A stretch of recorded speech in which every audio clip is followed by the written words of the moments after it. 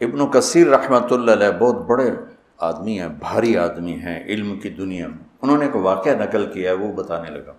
علامہ عتبی رحمۃ اللہ علیہ قبر پر بیٹھے تھے، یہ پہلی صدی کا واقعہ لگتا ہے کہ کوئی وہ رکاوٹ نہیں تھی اور کچھ پڑھ رہے تھے، تو ایک بدو آیا تو آ کر سلام پیش کیا اور کہنے لگا یا رسول اللہ، آپ کے رب کہتے ہیں وَلَوْ أَنَّهُمْ إِذ ظَلَمُوا أَنفُسَهُمْ جَاءُوكَ، اگر یہ گناہ کر کے آپ کے پاس آ جائیں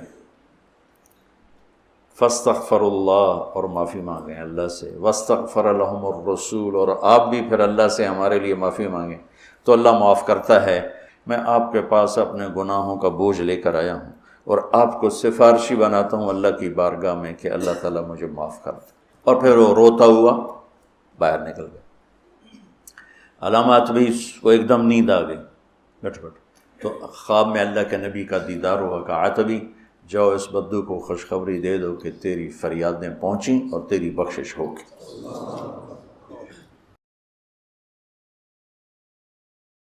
اب آ رہی ہے میرے بھائیوں وہ آیت، آپ دیکھیں کہ یہ پورا کانٹیکسٹ آیت نمبر 60 سے شروع ہوا ہے سورۃ النساء کی، کہ منافقین اپنے فیصلوں کے لیے طاغوت کے پاس جاتے تھے، یعنی یہودیوں کے پاس، اور ان کے سامنے جا کے کہتے تھے کہ ہم اوپر سے تو مسلمان ہوئے ہیں لیکن اندر سے تمہارے ساتھ ہیں، تاکہ کل کو اگر نعوذ باللہ اسلام کی دعوت ناکام ہوئی تو ان کے پاس واپسی کا کوئی پلیٹ فارم موجود ہو۔ اور نبی علیہ السلام کے سامنے آ کے وہ اللہ کی قسمیں کھا رہے ہیں کہ نہیں ہم تو وہاں دعوت دینے کے لیے گئے تھے۔ یہ ساری آیات آپ نے سن لی، سورہ النساء کی آیت نمبر 60 سے لے کر 63 تک۔ اب اس کانٹیکسٹ میں یہ آیت آ رہی ہے 64، منافقین کے بارے میں، کلمہ گو مسلمانوں کے بارے میں جو قانوناً صحابی بھی تھے، کیونکہ باقیوں کو تو نہیں پتا تھا کہ انہوں نے اندر سے ایمان قبول کیا یا نہیں۔ حتیٰ کہ بخاری اور مسلم دونوں میں آتا ہے کئی بار حضرت عمر نے اجازت مانگی عبداللہ ابن ابی کے بارے میں کہ یا رسول اللہ اجازت دیں اس کی میں گردن کاٹ دوں۔ یعنی اگر حضرت عمر کو یہ سمجھ آ رہی تھی کہ یہ اوپر سے کلمہ گو ہے اندر سے منافق ہے، تو نبی علیہ السلام کو نہیں پتا تھا؟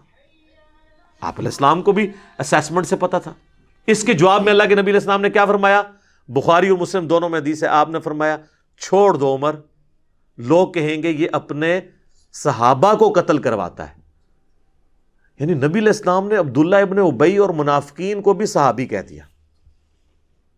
یہ الارمنگ پوائنٹ ہے، میں اس کی انجینئرنگ نہیں کرتا، پھر آپ لوگوں کو برا لگے گا۔ کہ کلمے کا احترام ہوتا تھا کہ ٹھیک ہے اوپر سے کلمہ پڑھا ہے نا، تو لوگ کہیں گے یہ صحابہ کو قتل کرواتا ہے۔ حتیٰ کہ بخاری مسلم میں آتا ہے کہ نبی صلی اللہ علیہ وآلہ وسلم نے اسی عبداللہ ابن ابی کا جنازہ بھی پڑھایا، اپنا کرتا کفن کے طور پہ اسے دیا، اپنے مبارک ہاتھوں سے قبر میں اتارا۔ یہ کہانی شریف نہیں ہے، بخاری مسلم میں، اپنا لعاب دہن اس کے منہ میں ٹپکایا۔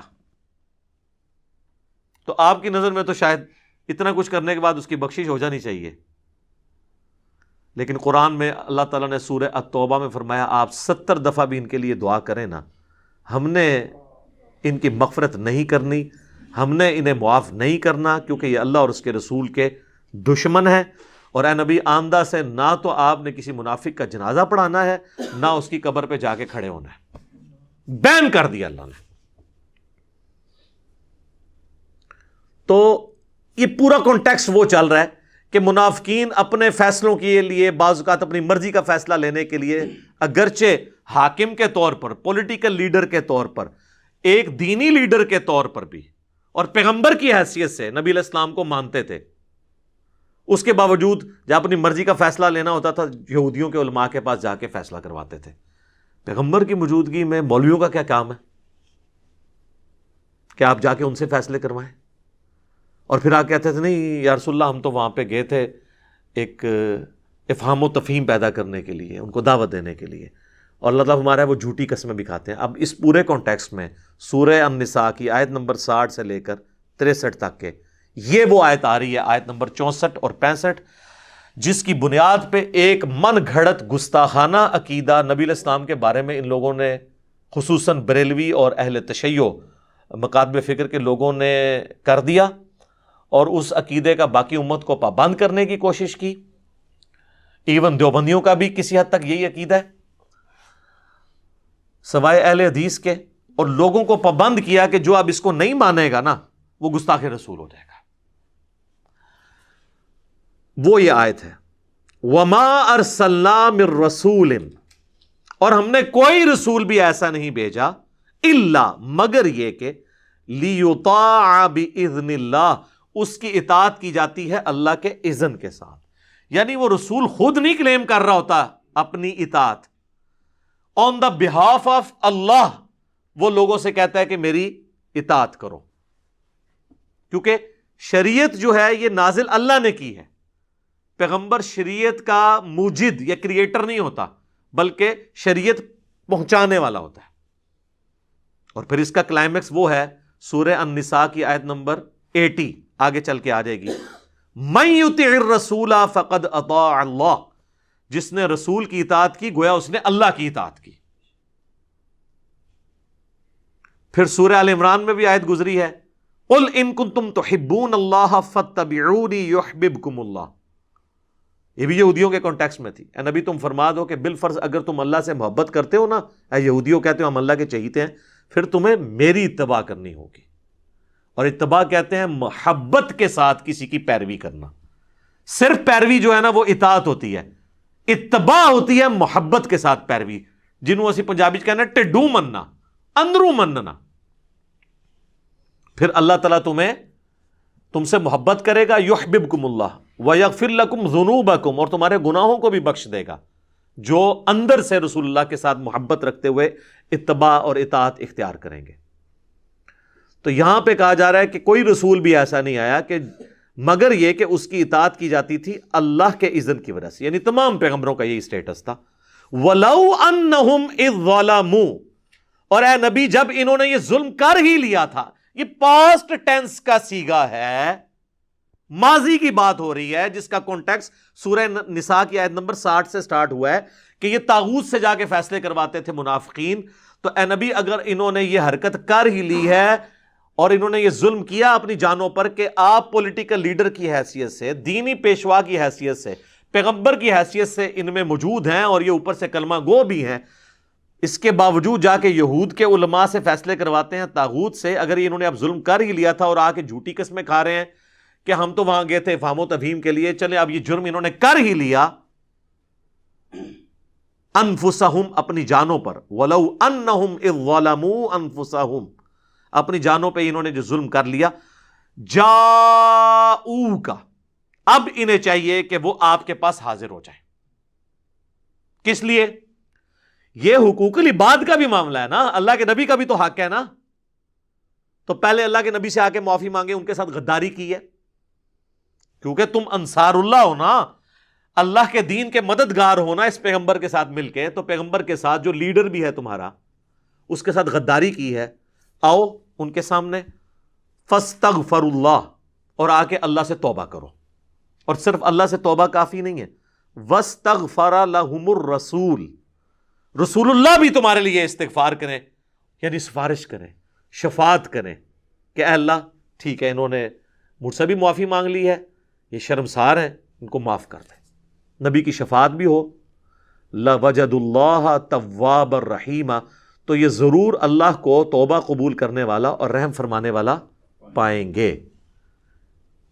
اس کو پکڑ کے انہوں نے آج کی ڈیٹ میں لگا دیا اور کہا جی جا کے قبر رسول سے جا کے اپنے نا گناہ معاف کروائیں۔ اندازہ کرے کہاں سے بات اٹھائی۔ یہ وہ آیت تھی جی سورہ النساء کی آیت نمبر 64، جس کے اوپر انہوں نے پورا عقیدہ کھڑا کیا، وَلَوْ أَنَّهُمْ إِذْ ظَلَمُوا أَنفُسَهُمْ جَاءُوكَ۔ اور جی قرآن میں اللہ تعالیٰ نے فرما دیا ہے کہ جب کوئی اپنی جان پر ظلم کر لے، رسول اللہ سے آ کے شفاعت کروا لے، تو وہ کہتے ہیں دیکھیں جی آپ بعد والی امت کو محروم کرنا چاہتے ہیں اتنی بڑی فضیلت سے۔ صحابہ کرام تو اپنی مبارک زندگیوں کے اندر جا کے حضور سے دعا کروا لیتے تھے، آج امتی کیا کرے؟ تو آج قبر پہ جائے، ایگو خود ہی کہانی بنا لی ہے، قبر پہ جائے اور جا کے عرض کرے۔ اور یہ عقیدہ بریلوی، دیوبندی، شیعہ تینوں کا مشترکہ ہے، صرف اہل حدیث اس عقیدے کو درست نہیں سمجھتے۔ اب یہ دھوکہ دینا کہ جی آج کے لوگ کدھر جائیں جی شفاعت کے لیے، صحابہ کرام تو اتنا فائدہ اٹھا لیا انہوں نے، آج کے امتی کیا کریں؟ سر آپ کے بارے میں بھی اللہ کے محبوب صلی اللہ علیہ وآلہ وسلم کی حدیث ہے صحیح مسلم میں کہ جو اذان کا جواب دے اس کے بعد مجھ پہ درود شریف پڑھے اللہم صلی علی محمد وعلی آل محمد، اور پھر الوسیلہ والی دعا مانگے تو قیامت والے دن میری شفاعت اس کے لیے حلال ہو جائے گی۔ اس کے لیے قبر رسول پہ جانا ضروری نہیں ہے، یہاں پہ بھی آپ یہ سب کچھ کریں آپ کو فضیلت ملے گی۔ پھر جامعہ ترمذی میں حدیث ہے کہ جو شخص اللہ کا ذکر اور درود شریف پڑھ کے اللہ کی طرف متوجہ ہوتا ہے اللہ تعالیٰ اسے عطا فرماتا ہے۔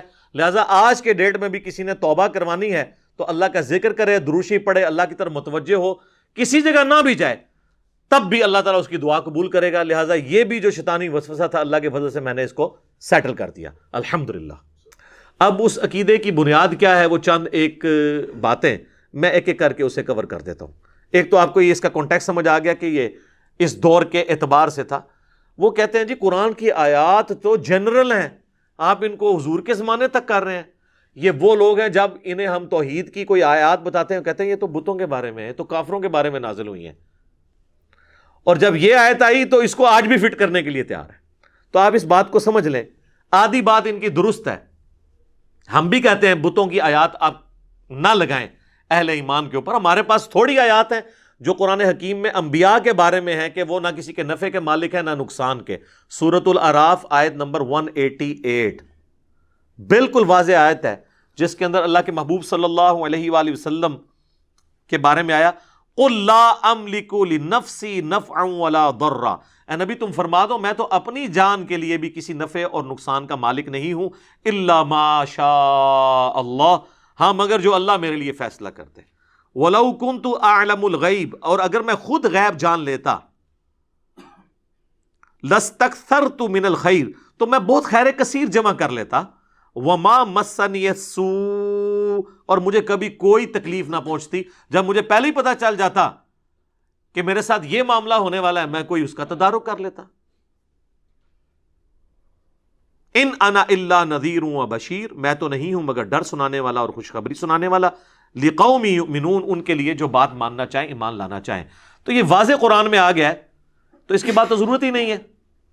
پھر سورۃ المائدہ میں اللہ تعالیٰ نے اولو العزم پیغمبر عیسیٰ ابن مریم اور ان کی والدہ جو اولیاء کی سردار ہیں، ان سے بڑھ کے تو کوئی بزرگ نہیں ہو سکتا نا جو پیغمبر کی ماں ہے، ان کے بارے میں ہے مل مسیح ابن مریم الا رسول، المائدہ 75۔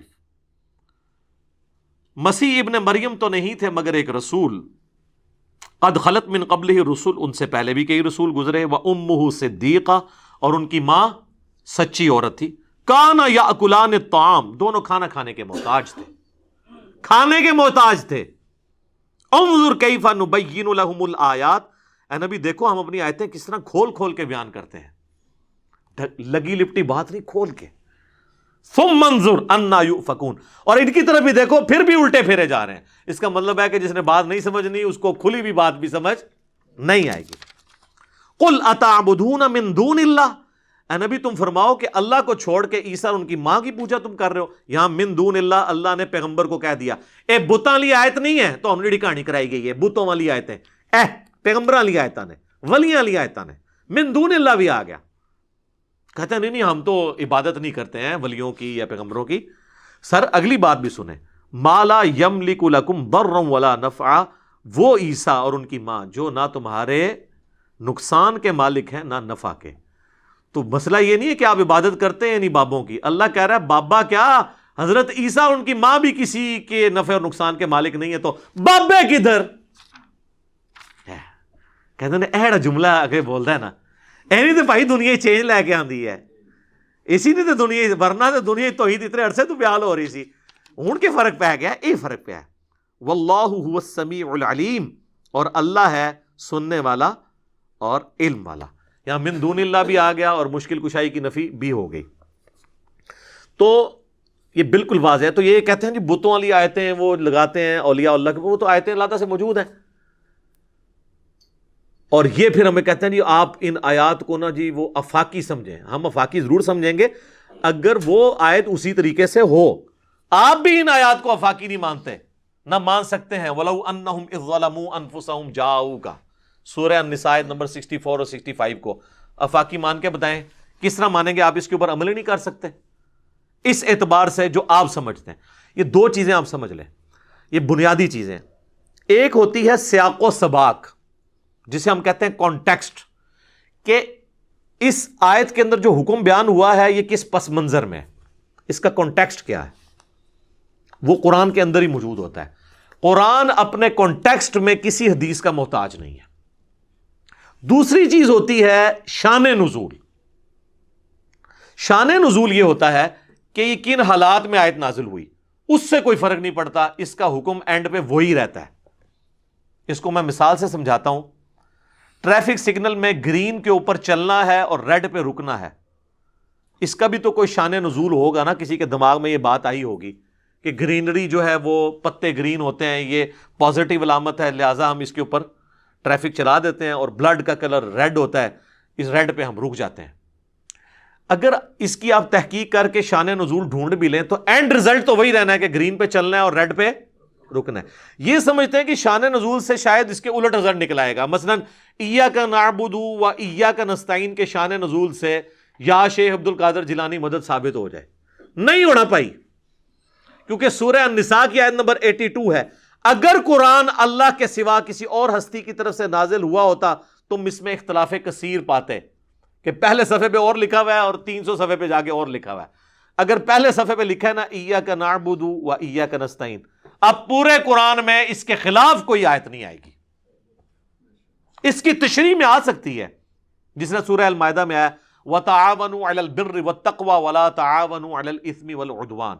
نیکی پرہیزگاری کے کاموں میں ایک دوسرے کی مدد کرو، برائی میں نہ کرو. ظاہری اسباب آپ اختیار کر سکتے ہیں، اس میں تو حکم ہے. وہ مفتی اکمل صاحب نے کتاب لکھی، اس میں لکھتے ہیں کہ کیا امی سے روٹی مانگنا بھی شرک ہے؟ یہ بھی اللہ سے مانگنی چاہیے.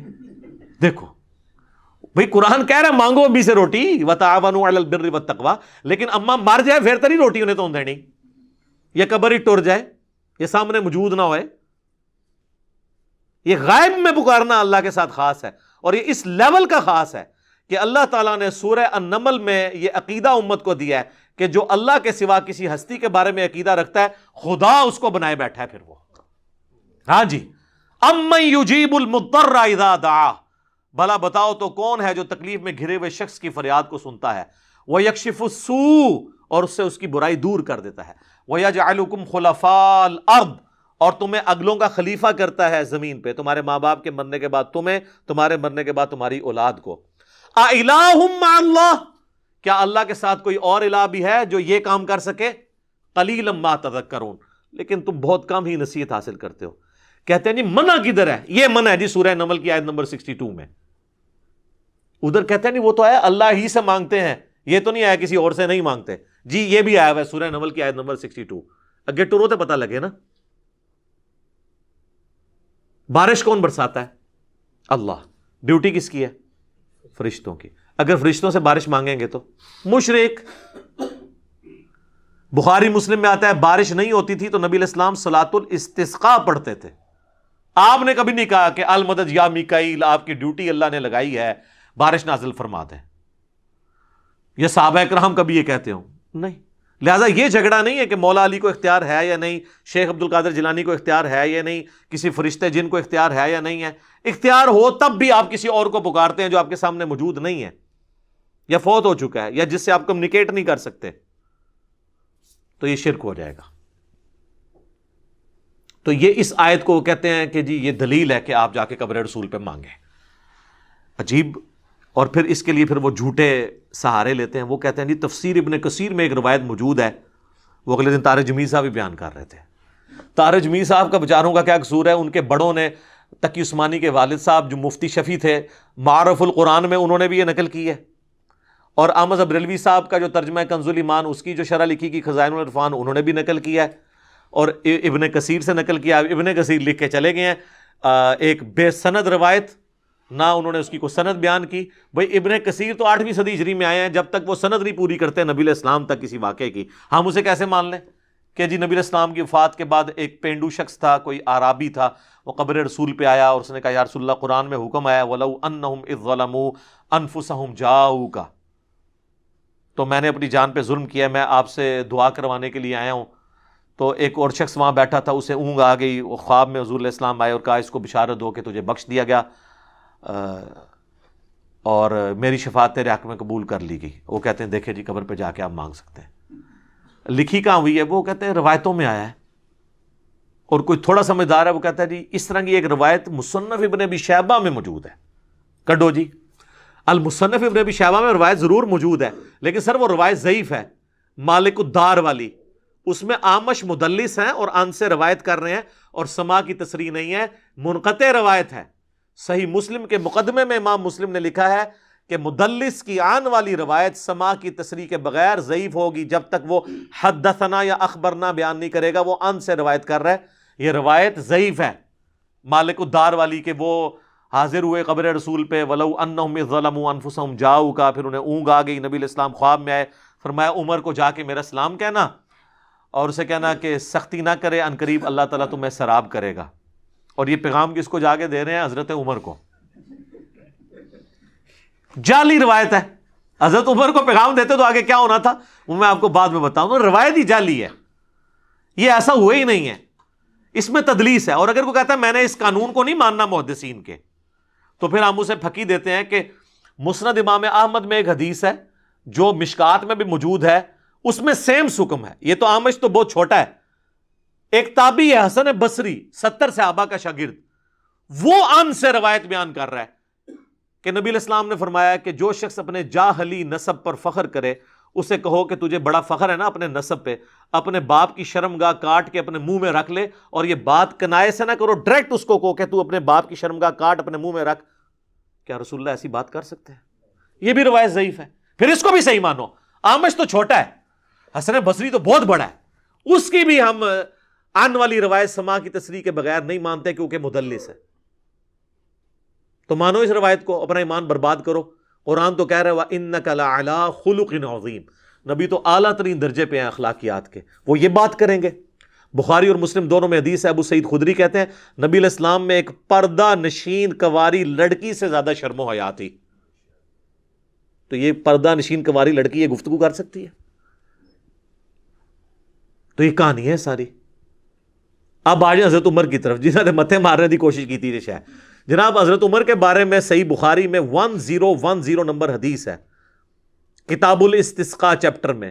وہ کہتے ہیں اللہ تعالیٰ سے دعا کرتے ہوئے اِنَّا كُنَّا نَتَوَسَّلُ إِلَيْكَ بِنَبِيِّنَا, اے اللہ بے شک پہلے ہم تیرے نبی کو وسیلہ بنا کے لاتے تھے تیری بارگاہ میں. یعنی جب بارش نہیں ہوتی تھی تو حضور کو لے کے آتے تھے, حضور ہمیں نماز پڑھاتے تھے, حضور کی دعا کی برکت سے بارش نازل ہوتی تھی صلی اللہ علیہ وآلہ وسلم. ہم اب حضور کے چچا عباس کو لے کر آئے ہیں, ہم پہ بارش نازل فرما دیں. عباس کی دعا کی برکت سے انس بن مالک کہتے ہیں بارش شروع ہو جاتی.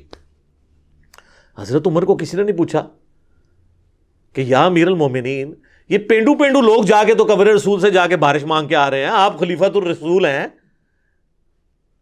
سیکنڈ نمبر پہ آپ خلیفہ راشد ہیں, ایک پینڈو کو بات سمجھ آئی بھی, آپ کو نہیں آئی بھی. وہ پینڈو آئی کوئی نہیں سی تھے, وہ کہانیاں نے ساریاں. اور میں نے جو اس میں ایکسپلور کی ہے نا چیز, کہ بخاری اور مسلم دونوں میں حدیث ہے کہ صلح حدیبیہ کے موقع پر جب پانی کم پڑ گیا, جابر بن عبداللہ کہتے ہیں کہ نبی علیہ السلام کی مبارک انگلیوں سے چشمے پانی کے جاری ہوئے, ایک پیالے کے اندر رکھے. تو وہ تابعی پوچھتا ہے کہ آپ لوگ کتنے تھے؟ انہوں نے کہا ہم 1500 تھے, لیکن اگر ہم 1,00,000 بھی ہوتے ہیں نا وہ پانی زیادہ تھا جو حضور کی مبارک انگلیوں سے جاری ہوا. معجزہ. اور صحیح مسلم میں حدیث ہے کہ ایک سفر میں حضرت عمر نے حضور کو یہ مشورہ دیا, یا رسول اللہ آپ کی تو دعا کی برکت سے پانی نازل ہو جاتا ہے, تھوڑا سا پانی زیادہ ہو جاتا ہے. تو انہوں نے ایک برتن میں نا پانی جمع کر کے حضور کو دیا, حضور نے بیچ میں ہاتھ رکھا, پھر پانی کے چشمے جاری ہو گئے. اچھا, یہ اس لیے کیا جاتا تھا کہ کریشن ایکس نہیلو جو ہے نا, عدم ماں سے وجود, یہ صرف اللہ دے سکتا ہے. حضور نے جب کبھی بھی کیا ہے نا تو کھانا پکا ہوا ہے تو اس پہ دعا کی ہے تو برکت ہوئی ہے, کچھ نہ کے بغیر کچھ نہیں ہوا. پیالہ بھی تھوڑا سا پانی آیا تو اس میں ڈالا ہے, خالی پیالے میں ہاتھ ڈالنے سے نہیں پانی نکلا, کیونکہ یہ اللہ کی خصوصیت ہے. آج نئی بات لے جائے, علمی باتیں آپ کو اسی پلیٹ فارم سے ملیں گی.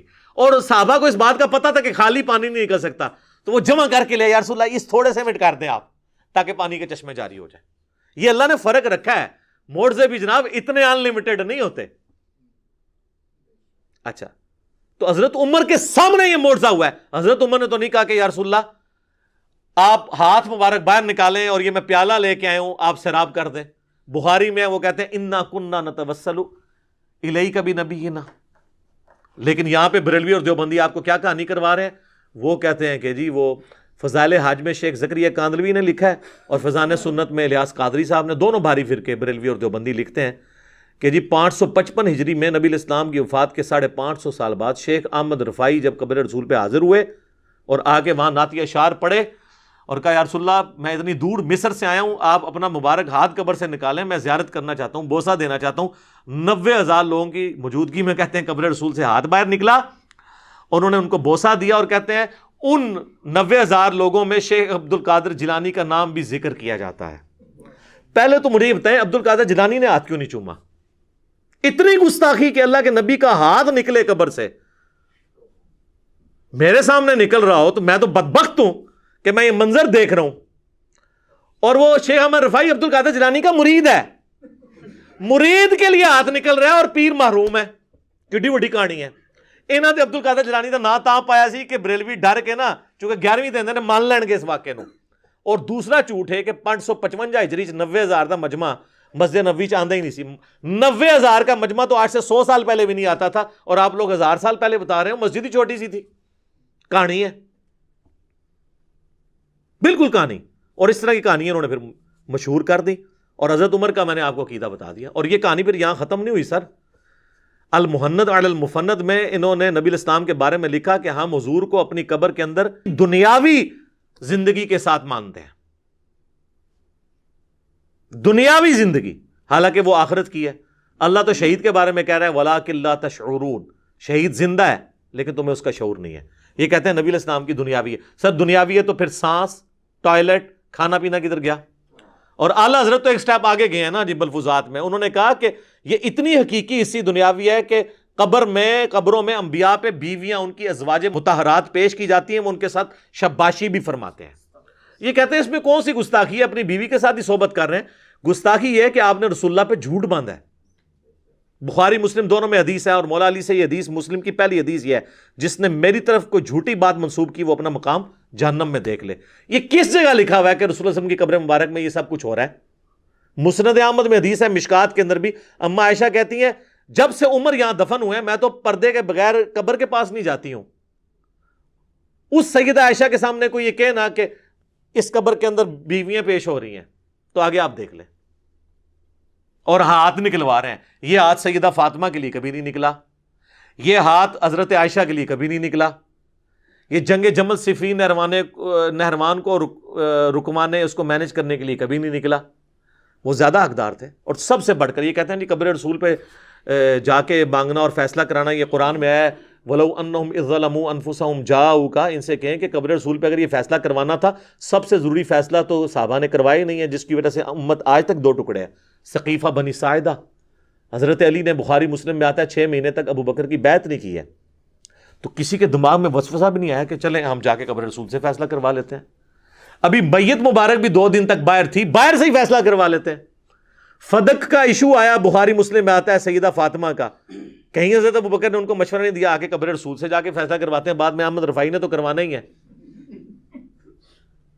ٹھیک ہے، کروانا چاہیے تھا نا۔ یہ کہتے ہیں کہ آج کی ڈیٹ میں بھی آپ نے حاکم ماننا ہے، تو آج کی ڈیٹ میں اگر حاکم ماننا ہے تو چیف جسٹس مدینے کا حضرت عمر نے حضرت علی کو کیوں لگایا؟ مدینہ شریف کے فیصلے تو قبر رسول پہ ہونے چاہیے تھے نا۔ ہائے ہائے ہائے کیسی پکی ہے۔ چلو رومن اور پرشین امپائر تے ٹھیک ہے، اور رومن امپائر دے ہوتے ابن مسعود نو لا چھڑیا ابو درداء کو، اور پرشین امپائر پہ ابن مسعود کو۔ مدینے میں چیف جسٹس کیوں لگایا حضرت علی کو؟ قبر رسول سے فیصلے ہوتے نا۔ یہی کہہ کے جی یہ آپ کو فیصلوں میں حاکم نہ مان لیں تو یہ خود بھی نہیں مانیں گے، وہ کہیں گے نہیں کمیونیکیشن نہیں آج ہو سکتی۔ تو اگر آپ خود بھی نہیں اس کمیونیکیشن کو ماننے کے لیے تیار، اور الٹا جو بندہ آپ کو سمجھاتا ہے کہتے ہیں گستاخی کر رہے ہیں، گستاخی تو آپ کر رہے ہیں، رسول اللہ کے اوپر جھوٹ باندھ رہے ہیں۔ اور صحابہ کرام تو حضور کی زندگی میں یہ عقیدہ نہیں رکھتے تھے۔ بخاری اور مسلم دونوں میں حدیث ہے 70 صحابہ کو دھوکے سے شہید کر دیا گیا، جن میں عاصم بن ثابت انصاری تھے۔ جب وہ مرنے لگے، شہید ہونے لگے، تو انہوں نے کہا اے اللہ ہمارے نبی کو ہمارے حال کی خبر کر دینا، ہم تجھ سے راضی ہیں اور تو ہم سے راضی، اس حال میں ہم موت کے منہ میں جا رہے ہیں، ہمارے نبی کو ہمارے حال کی خبر کر دینا۔ اور بخاری کے الفاظ ہیں جبرائیل علیہ السلام نے آ کے حضور کو بتایا کہ آپ کے ساتھیوں کو یوں قتل کر دیا گیا ہے، اور انہوں نے مرتے مرتے یہ آپ تک پیغام پہنچایا ہے۔ انہوں نے حضرت جبرائیل کو بھی نہیں کہا، اللہ کو کہا، اور اللہ نے جبرائیل کو بھیجا۔ جب حضور دنیا میں موجود تھے تو صحابہ یہ نہیں کہتے تھے وَلَوْ أَنَّهُمْ ظَلَمُوا أَنفُسَهُمْ جَاءُوكَ تو یا رسول اللہ انظر حالنا، نہیں، جب سامنے ہوں گے پھر آپ کریں گے۔ کہتے ہیں جی بخاری میں حدیث ہے ایک صحابی کی پنڈلی ٹوٹ گئی، حضور کے پاس آیا تو آپ نے ہاتھ پھیرا۔ اور یار معجزات کو آپ بعد کی زندگی کے ساتھ کیسے کر رہے ہو؟ اور اگر آپ یہ مانتے ہو تو ٹھیک ہے، اپنی پنڈلی پھر تیار ہو توڑوانے کے لیے۔ جناب کروڑوں لوگوں کا اگر عقیدہ ٹھیک کرنے کے لیے کسی عاشق رسول کو اپنی پنڈلی توڑوا کے قبر رسول پہ جا کے ٹھیک کروانی پڑتی ہے تو آ جاؤ۔ یہ جب بات کریں گے نا تو کہیں گے جی پھر آپ کعبے چلے جاؤ، اللہ سے کروا لو۔ بھئی اللہ کا تو دعویٰ ہی کہیں نہیں ہے، اللہ نے تو دنیا اسباب کے ساتھ جوڑی ہے۔ کعبے بھی کرین ڈگی سی نا، اس کعبے تے اس تو بہت بڑا کام ہوا ہے۔ یزید پلید نے خانہ کعبہ شریف دی حرمت پر مال کی ہے، صحیح مسلم میں موجود ہے۔ دنیا کو اللہ نے بقدر ایفرٹ چھوڑا ہوا ہے۔ اللہ کا کہیں آپ کا یہ دعویٰ ہے کہ بزرگوں کی ڈیوٹیاں ہیں، فلانے کی ڈیوٹی ہے، تو قبر رسول صلی اللہ علیہ وآلہ وسلم پہ جا کے اپنی پھر پنڈلی کی ہڈی کو ٹھیک کروا کے بتائے۔ اگر یہ ہڈی توڑوا کے ٹھیک کروانے سے کوئی معاملہ عقیدے کا کسی کا درست ہوتا ہے تو یہ تو کہتے ہیں ہم حضور کے لیے جان دینے کے لیے تیار ہیں، ایک پنڈلی کی قربانی کرے نا کوئی عالم دین، کوئی عاشق رسول، سب سے بڑا عاشق رسول ڈھونڈے۔ ہڈی ہم نہیں توڑتے، ہمیں تو رحم آئے گا کسی مشین پہ توڑوائیں گے، اور اس کے بعد لائیو بلائیں گے کیمرہ مینوں کو، تمام میڈیا کے لوگوں کو اور انٹرنیشنل میڈیا کو، اور ہم لوگوں کہیں گے ہاں جی آپ کریں۔ یہ بالکل جعلی باتیں۔ اب اس میں کئی ایک باتیں اور کر سکتا ہوں، وہ تو باتیں نہ ختم ہونے والی ہیں۔ میں نے کوشش کی ہے کہ اس طرح کی چیزوں کو کور کروں۔ اس طرح وہ کہتے ہیں جی صحیح مسلم میں حدیث ہے ایک صحابی حضور کو وضو کرواتے تھے، آپ نے کہا مانگ کیا مانگتا ہے؟ سل ربیہ۔ تو حضور سامنے موجود تھے، تو آج بھی ہمارا کوئی مسئلہ ہم حضور کے سامنے لے کے جائیں گے۔ انہوں نے کہا یا رسول اللہ جنت میں آپ کا پڑوس مانگتا ہوں۔ آپ نے فرمایا پھر کثرت سجود سے میری مدد کر، یعنی خود تو سیدھے راستے پہ چل، زیادہ نفلی عبادت کر، میری دعا تیرے لیے کارگر ہو جائے گی۔